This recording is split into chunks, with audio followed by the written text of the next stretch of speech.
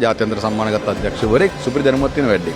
ඔහු චිත්‍රපටයක් කරන්න යනවා කියන එක ආරංචි වෙනවා. කෝරල්ගේ සම්මානගේ මල් බයිසිකල් එක උතුරේ හම්බ වෙනවා. අපි ඉස්කෝලේ යනකොටත් වේදිකා නාට්‍ය කරනවා. ඒ කාලේ අපි යනවා රාජ්‍ය නාට්‍ය වල බලන්න.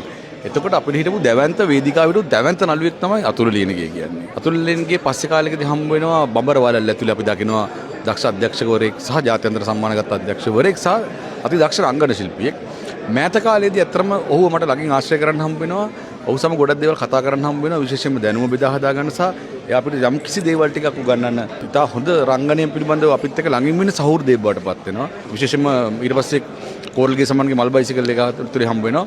ඒ සාකච්ඡාවේ දිගුවක් විදිහට අත්‍තරම ඔහු චිත්‍රපටයක් කරන්න යනවා කියන එක ආරංචි වෙනවා සහ මම ඊට පස්සේ දැනගන්නවා මම මේක රඟපානවා කියලා.